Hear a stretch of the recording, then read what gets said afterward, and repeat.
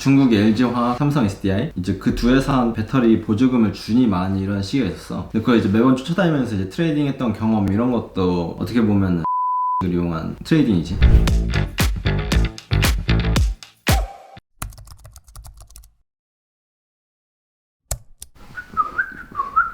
안녕하세요. 안녕하세요. 잘 지내셨나요? 요즘 낮에 찍으니까 힘들어요. 그쵸. 낮밤 왔다 갔다 하면서 많이 찍으니까. 폼 업로드 기대해주세요, 여러분. 주 7일 준비하고 있거든요. 주 7일 업로드를 위해서. 주 14일. 주 14일은 주 21일. 주 11개는 안 돼.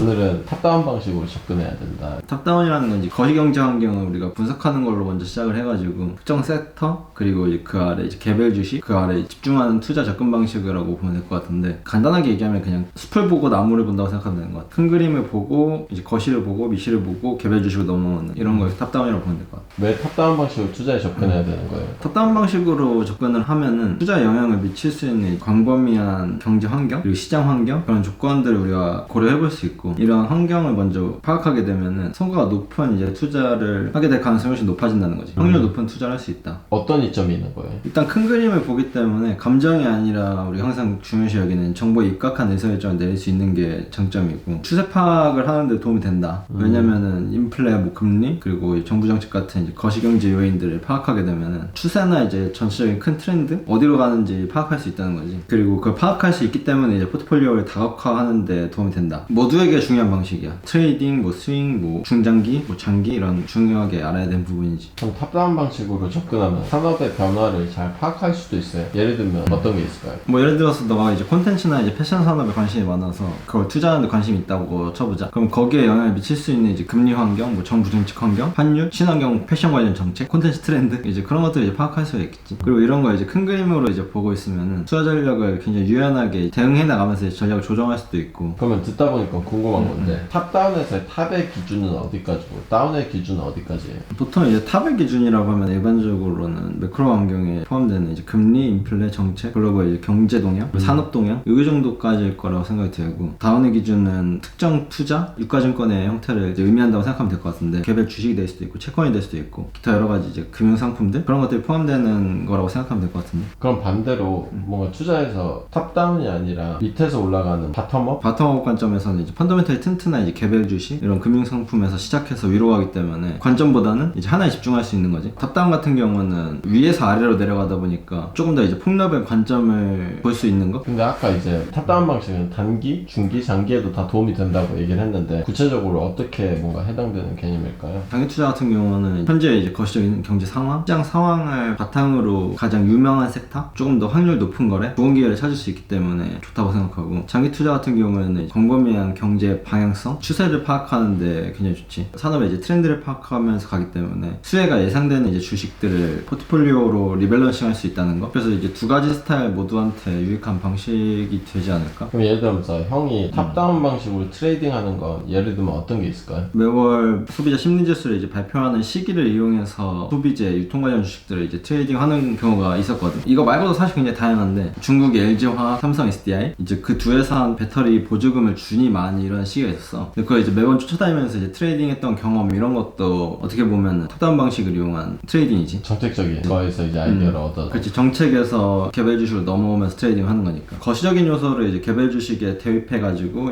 거래하는 이벤트 드리븐? 거기에서 필요한 개념이라고 생각하면 될 것 같아. 그때 우리가 이벤트 드리븐 얘기했잖아. 그거에 이제 적용시킬 때 이러한 개념이 필요한 거지. 그럼 뭔가 탑다운 방식으로 접근할 때 사용해 볼 수 있는 지표나 도움되는 자료들은 어떤 게 있을까요? 트레이딩 스타일마다 그냥 다르다고 생각하는데, 나 같은 경우는 트레이딩 할 때 각국의 중앙은행들의 정책 혹은 이제 경제 데이터 몇 가지, 업계 동향 보고서, 좀 기술 연구 보고서 이 정도에서 이제 계속 팔로우를 하는 게 내 스타일인데, 이거 말고도 굉장히 다양하게 내가 무의식적으로 하는 행동들이 많거든. 이런 것들은 내가 나중에 떠올 때마다 이제 카페에서 정리해서 올려줄 테니까 너도 보고 피드백 남기고. 탑다운 방식으로 접근할 때 조심해야 하는 건 뭐가 있을까요? 이게 약간 가치 투자에서 많이 적용되는 방식이다 보니까 확증 편향을 제일 조심해야 되는데, 예를 들면 아래로 내려갈수록 이제 리서치를 하면서 자기가 생각하는 방향성대로만 정보를 찾아서 끼워 맞추는 경우가 제일 많거든. 예를 들면 반대 의견을 무시하고 자기가 이미 정한 방향성으로 리서치를 계속 해나가는 거지. 그리고 이제 경제 전반의 데이터의 정량적인 부분뿐 아니라 이제 정성적인 부분들이 있을 거 아니야. 시장 공포지수 이런 것들을 조금 더 왜 그런지 파악하면은 정성적인 부분들이 드러나거든. 거기에서는 그냥 문화도 될 수 있고 이런 것들은 지표로 볼 수 있는 게 뭐 퇴사율, 브랜드 평판 같은 거 이런 게 이제 다운 방식에서 많이 놓칠 수 있는 부분인데 놓치지 않도록 이제 주의하면 좋지. 이렇게 약간 듣다 보니까 탑다운 방식도 뭔가 사이클처럼 수치적으로 이렇게 되면 이렇게 움직이겠지라는 생각이 들 것 같은데 거기에 매몰되면 안 된다는 거죠. 그치. 기술적 분석이랑 똑같아. 이게 약간 트레이딩 파트에서는 기술적 분석이라 그러면은 가치투자 영역에서는 이게 기술적 분석이거든. 그게 되게 맹신한단 말이야. 그러니까 조심해야지.